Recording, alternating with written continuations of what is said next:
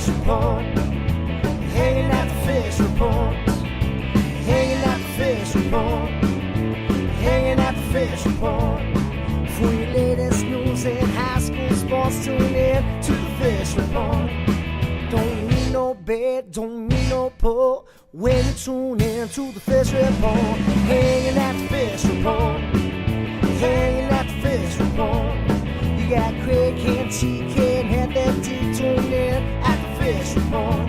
Coming to you live from Studio F in Russia, Ohio. It's the Fish Report Live Show with your hosts, Craig Fissinger and Ken Francis. Tune in to the fish report. And good evening, everyone, and welcome to another Fish Report Live. I'm Craig Fissinger. That is Ken Francis. We're your host. Thanks for joining us. Back in our sound room tonight, we've got TK and Heavy D. We'll be checking in with them a little bit later in the program. And out in Studio R, of course, it's Covey and Kearns. Always excited to talk to those two guys. Ken, another fun night on FRL. A little farther along in the tournament trail this week. Yes, we are, Craig. You know, it's hard to believe. We're talking sectional finals. We're talking district finals. The weather's getting nice. Spring is just around the corner. And for some of the lucky teams, the baseball equipment and the softball equipment and the track spikes are going to have to wait a few more weeks because some of these kids, they just don't want basketball season to end. And we got some good stories to tell you tonight. Yeah, a lot of local teams still in it, Ken, that we're following. And, of course, we're going to talk to the coach of one of those local teams tonight.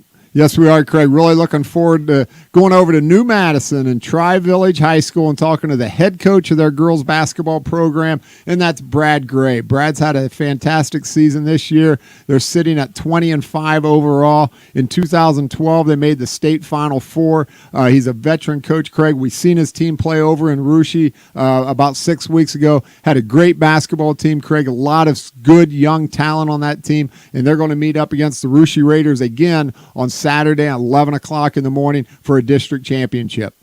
Yeah, a lot of fun. That's going to be 3 big games, and we're going to talk about those a little bit later. But actually, that is the subject of tonight's poll question, I think. Yes, it is. Which one, to our viewers and our listeners out there tonight, which of these Division IV Southwest Girls District Finals are you most excited to watch?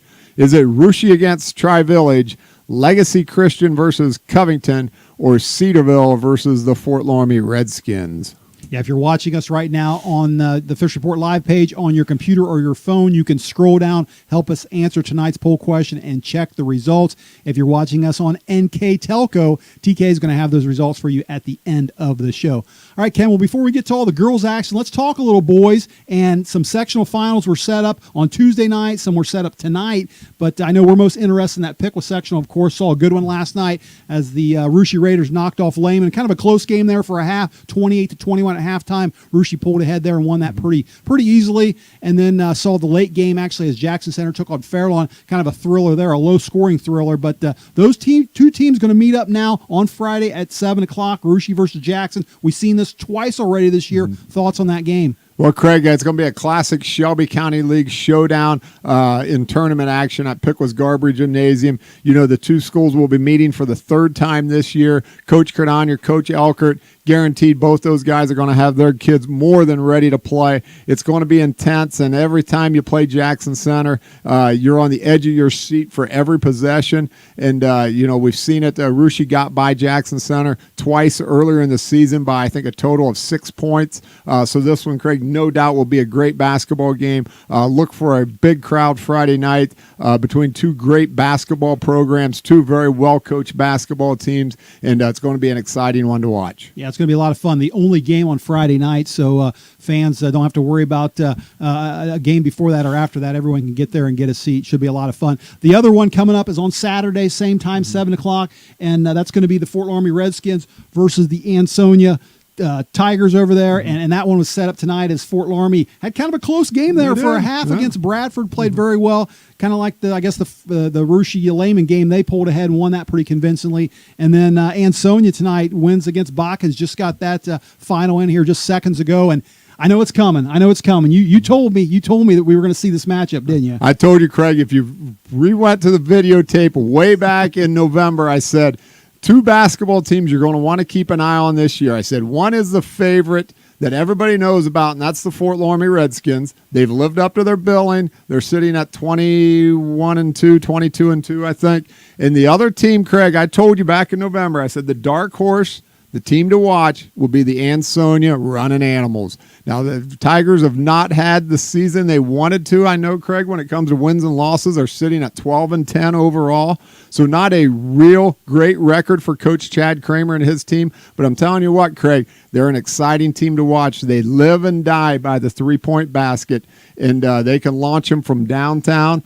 Look for, you never know what's going to happen here, Craig, but I think the Redskins just got a little bit too much power for the Ansonia Tigers. Yeah, it sounded like they were putting up a lot of threes tonight, and should be a fun game to watch. Might have to go back to Piqua on Saturday to watch the second sectional final as well. So that's going to do it for Boys Talk. Do want to talk those girls' games that are coming up on Saturday, and for that, want to go out to Studio R, check in with the experts out there. Covey and Kern's been talking girls basketball all winter long, and guys, so 3 big games. Let's get right to it and start out. We got the Russia girls taking on Tri-Village. Just talked about the Tri-Village boys. These Tri-Village girls, they're not too bad either, are they? No, the Tri-Village girls have great girls all around. They have the great guard play from Porter and Seiler, and also inside they have Downing. And first of all, I'm going to take the Raiders in this one, but it's going to be a defensive game for the Raiders. They're going to have to shut down Downing inside, and also the outside game by Seiler and Porter. Anytime I check the box score, both those girls are in double digits, so it's going to be huge to keep those girls low scoring and also keep the inside game down from Downing.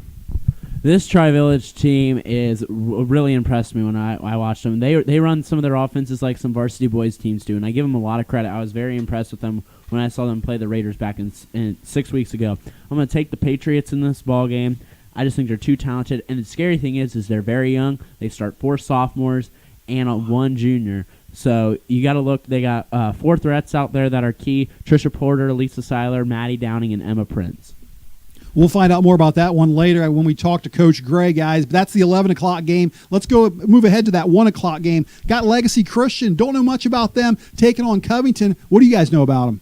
Well, I know Legacy Christian, if you want to get some common opponents, since we don't know about them, they play in the Metro Buckeye Conference along with Troy Christian.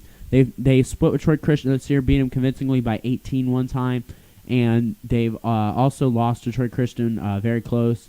That Metro Buckeye Conference might be a little weak, so they have a solid record, but they blow out a lot of teams. I think a lot of those teams are Christian schools. And Covington, on the other hand, we know who they are. We know they got Sammy Whiteman. They made me eat my words a little bit last week. I said they weren't deep, and Jordan Crowd goes off for 20 points. So I'm actually going to take the Covington Buccaneers here. I think they've probably played a harder schedule than Legacy Christian. I know Legacy Christian's 1 seed, but I think Covington's going to give her that hump after getting the district runner-up last year, and I think they'll make it to the regionals. Yeah, I'll agree with that. Legacy Christian, I think definitely the week of schedule has gotten them the number 1 seed, but that might be kind of false for them. I think Covington, they have a tough schedule. I know they played Russia, kept it really close with them, but unfortunately lost. And Covington has Sammy Whiteman. Everybody knows her. She's a fantastic athlete, and especially after last year, like you said, the district runner-up, she'll be looking for some revenge to get through and get the win. I do have one name to throw at you. I know we don't know much about Legacy Christian, but I'll give you a name. Emma Hess. 5'10", freshman forward over there, had 22 in that last game against Miami Valley Christian. They've, like you said, been blowing people out these first couple sectional games, but look for Emma Hess to score a few points on Saturday. Well, they are the 1 seed for a reason, guys, I guess, so it'll be an interesting contest there. So let's talk about the third game of the day over there at Troy High School, and that's going to be Cedarville taking on the Shelby County League champion Fort Loramie Redskins. I think here's a team with 2 very similar records. I think Cedarville might have been in the district finals last year as well. Covey, Kearns, what's your thoughts on this one? Well, Cedarville, was in the district finals last year. They actually played Tri-Village and only lost by 5 to a very solid team that made it to the regionals last year. Now, if you're going to look out for the Cedarville Indians, you have to look for senior guard Izzy Bullander. She's a very talented guard. I've heard a lot about her. Haven't really got the chance to watch her play, but I know she's very talented.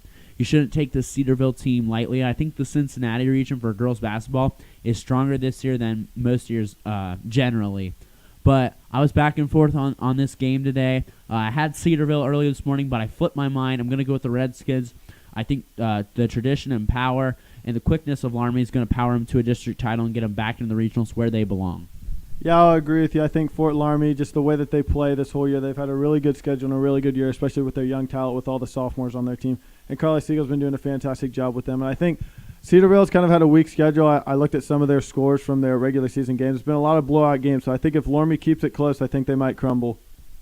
To agree with you guys on that one too. I think that Laramie's strength of schedule there, and I have to admit, you guys do a great job over there covering those girls teams, and probably the only team that knows more, the only person that knows more about Cedarville girls basketball is probably Coach Carla Siegel over there at Fort Laramie. Yeah, I love it, guys. You got 2 SCAL teams in it, 2 CCC teams in it, an OHC team in it, and a team we don't know a heck of a lot about in Legacy Christian. So sounds like a fun Saturday to me. Thanks for that, guys. All right, well, that's going to do it for our first half of the show, but stay right there because we're going to talk some more girls basketball when we come back with Tri-Village head coach Brad Gray.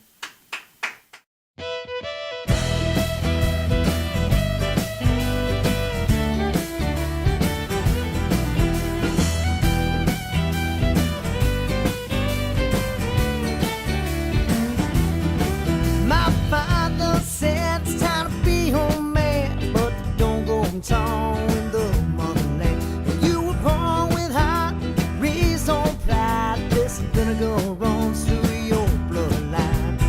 Oh, loaded, bruised, and slain. Oh, pride in this name.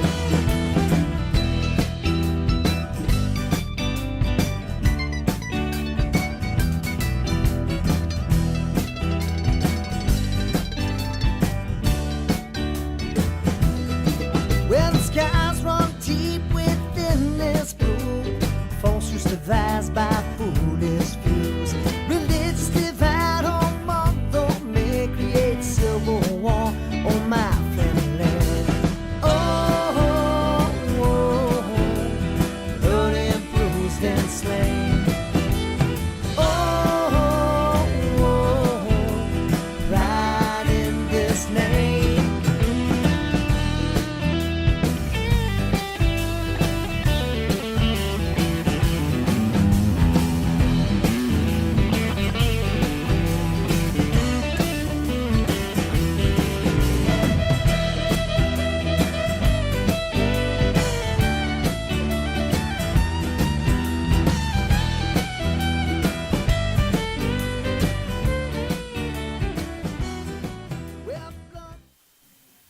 And welcome back to the second half of Fish Report Live. Before the break, we were talking a little boys sectional finals, some girls district finals, and we're going to continue our girls basketball talk. And Ken, one conference we talked about, it's been a while ago, was the CCC. Back when we had Newton Star, Tatum, McBride on this show, it was the last time we hit on the CCC girls standings. So let's check them out and see how it ended up.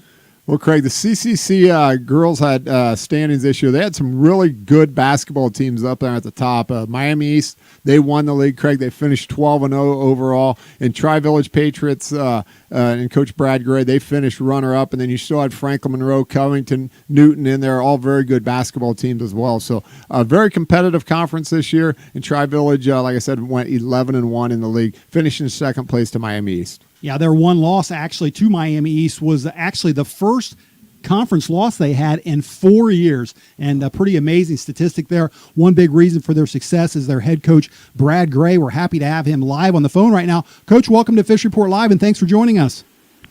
Hey, guys. Thanks for having me.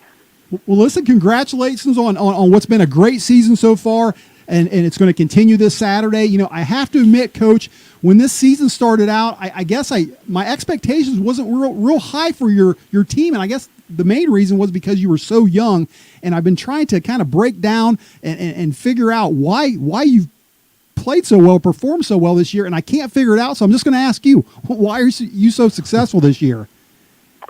Well, that's a good question. I mean, I think we all had question marks going into the year with the youth that we had, but you know, we knew we had some young, talented kids. To be honest with you, at the beginning of the year, we try not to look, too far down the road, but, any coach, I think, will tell you they'll go through their schedule and try to look and see what games they think they can win and what games will be tough. And I mean, to be honest, we thought we could finish maybe anywhere from, 14-8 in the regular season to maybe, 17-5, which is what we ended up finishing. So So we knew we had some talent. We just wasn't sure how it was going to pan out at the beginning part of the year. All right, well, let's talk about that last tournament game you had. Of course, that's against Newton, and this is a team you played during the regular season. Only beat them by just a couple points, I believe. They've got a bona fide star on that team, a girl that was on this show earlier this year, and Tatum McBride. But then you beat them the other night by 15 points, Coach. What was your biggest concern, I guess, heading into that game? Well, I mean, obviously, McBride is really good.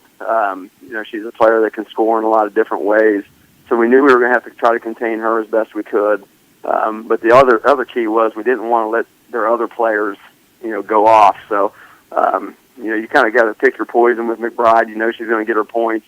And then I think you really got to focus on the other kids. But the other thing that was a concern is, Coach Fisher over there, veteran coach, he plays zone. He's kind of like the Jim Boeheim of high school basketball. We knew they were going to sit back in their 3-2 zone all night long, and we were going to have to make some perimeter shots. And fortunately for us, we were able to do that last night, whereas earlier in the year, we didn't shoot it well against them. We shot 26% in that game. So, we had quite an improvement last night. We shot 57% from the floor, and that obviously went a long way in us being able to win the ball game. Coach, hi, this is Ken. Craig talked about the young talent you've got on your team. You start 4 sophomores and 1 junior. And when we look at your scoring columns over here, it's typically Trissa Porter and Lisa Seiler that are leading your team in scoring. Coincidentally, those two same girls led the team to a big win at Russia earlier in the year. Tell us a little bit about those two, how important they are to your team, and what makes them work so well together. Well, both of them are gym rats. I mean, they both put a lot of time and effort into the game. Trissa's a special passer. She had a good scoring game for us last night, but her value to us really comes from her ability to make everybody else around her a lot better.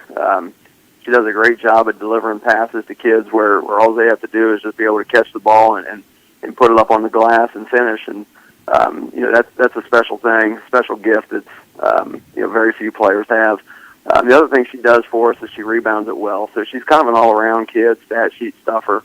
She only averages like between 9 and 10 points a game. So she's not one of our top scorers. She's actually, I think, 4th on the team in scoring, but she brings so much to the table for us. And then Alyssa is our leading scorer this year at right around 14 points a game. And she scores in a lot of different ways. She shoots it well. She's our best three-point shooter percentage-wise. She also shoots, I think it's like 87% from the free throw line. So she can score in a lot of ways. She can finish with both hands going to the basket. Last night, her mid-range game was really good last night. She scored from 15 feet, I think, on 6 different baskets.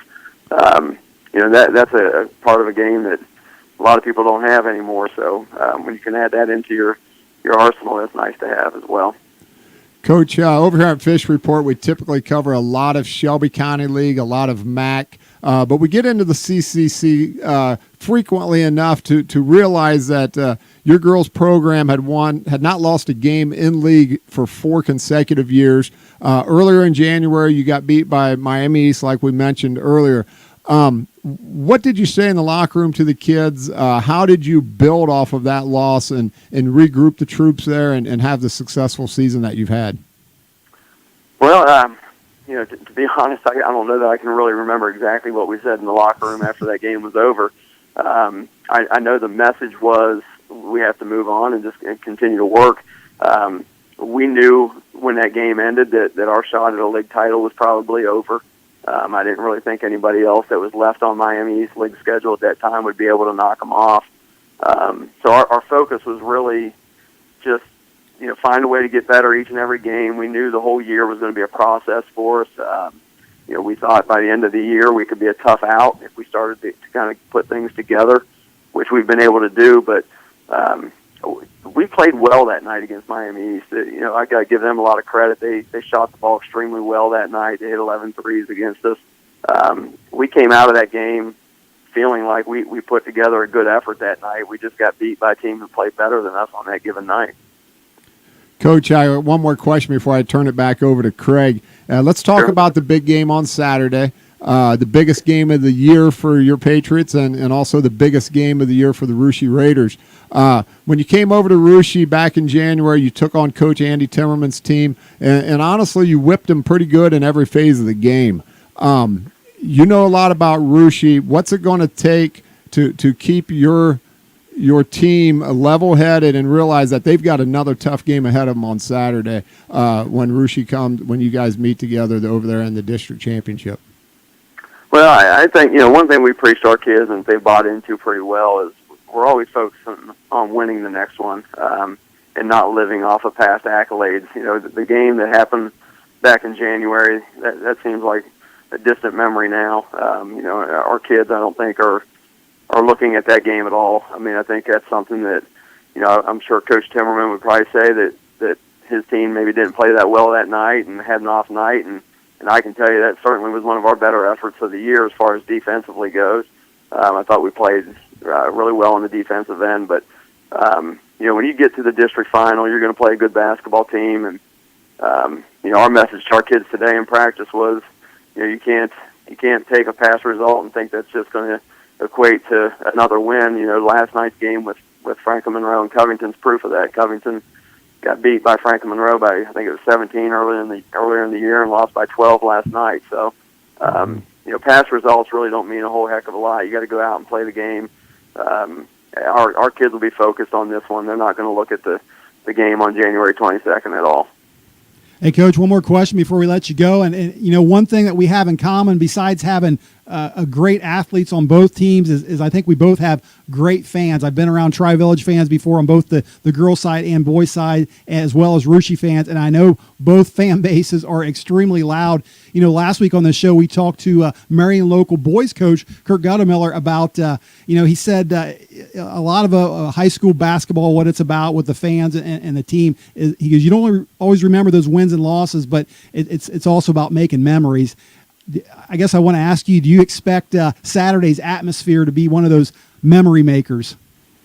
Oh, absolutely. Absolutely. Our fans will show up.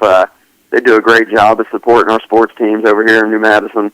Whether we're winning games or losing games, it seems like our fans tend to show up more so than a lot of the teams that we play. So we're very fortunate to have the fan base that we do.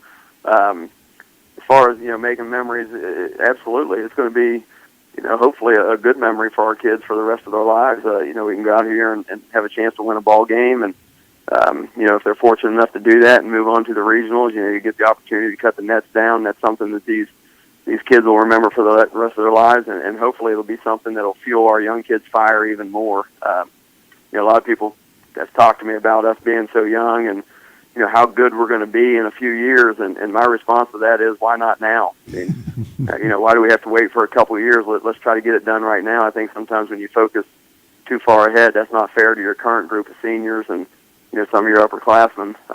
So that's kind of been what our focus is. And fortunately for us, our kids, like I said, have bought into that, and they're ready to make a memory this year. They really don't want to wait for 2 years.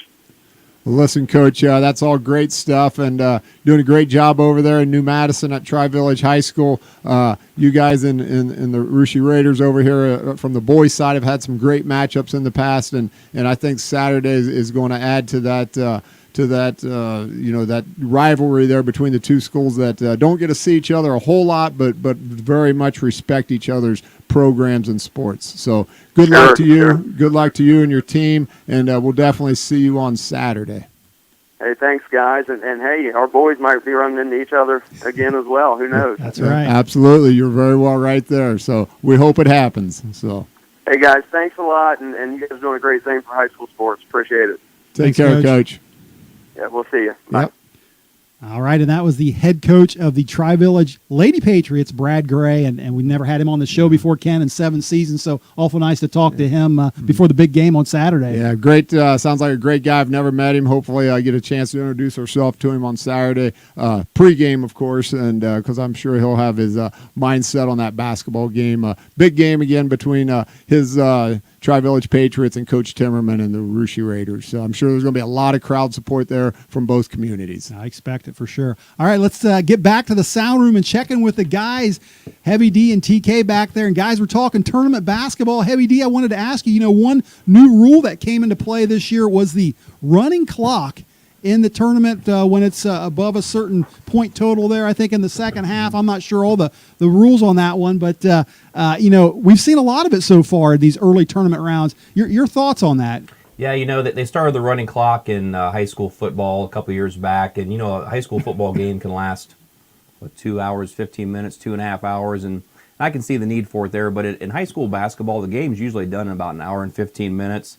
And the nice thing about it, if there is a blowout, that's an opportunity for the losing team to pull his starters, get some kids off the bench that'll never get a chance to play in tournament otherwise, get them some playing time, get them exposure to the tournament scene, to the court they're going to be playing at maybe the next couple years.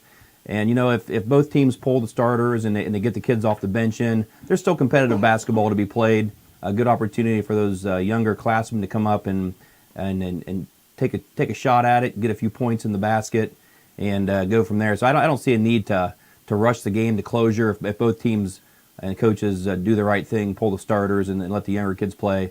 I think that's the right approach.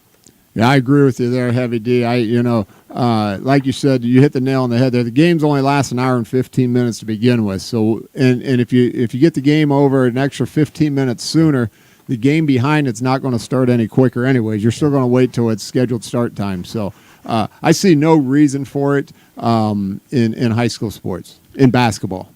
Plus, there's less opportunities to go out and get popcorn. I mean, if the clock's running the whole time, you don't want to miss something. So, I know that has to be a factor in it for you guys as well. Yeah. I'm assuming that's maybe one of the main factors for you, Heavy D. And pizza. Maybe not. I don't know. All right, guys, one more thing to get to. We're going to get back to UTK, and that is tonight's poll question. Ken, why don't you read it for our viewers again real quick, and we'll go back to TK. Well, we've talked a lot of District Girls Championship tonight, and we're going to ask our viewers, which of these three games are you most interested in watching? Is it Russia Tri-Village, Legacy Christian Covington, or Cedarville versus Fort Loramie? TK, what's the telemetrics have to say back here tonight? Well, I think maybe Coach Gray got some CCC excitement watching our show, but not quite enough. Legacy Christian against Covington was 42%, but the Raiders pulled out with 50% of the vote. So the Raiders Tri-Village game, which I guess, again, is the coach's team, so that pulled out tonight for the favorite. All right, well, that's good stuff, and we're really looking forward to all three of those games. Like you said, very interesting matchups with Shelby County League, CCC, a team nobody really knows anything about against the CCC, and then Fort Loramie and Coach Carla Siegel. Her girls are always exciting to watch on the court. All right, great stuff, guys, and that'll do it for us tonight. Do want to say special thanks to our guest, Tri-Village coach Brad Gray, for joining us on the show. Ken and I and the crew will all be back again next week for the winter sports season finale of FRL. Until then, have a great rest of the week, and good night, everyone. Hanging at the fish report. Hanging at the fish report. Hanging at the fish report. Hanging at the fish report. For your latest news in high school sports, tune in to the fish report. Don't need no bed, don't need no pull when you tune in to the fish report. Hanging at the fish report.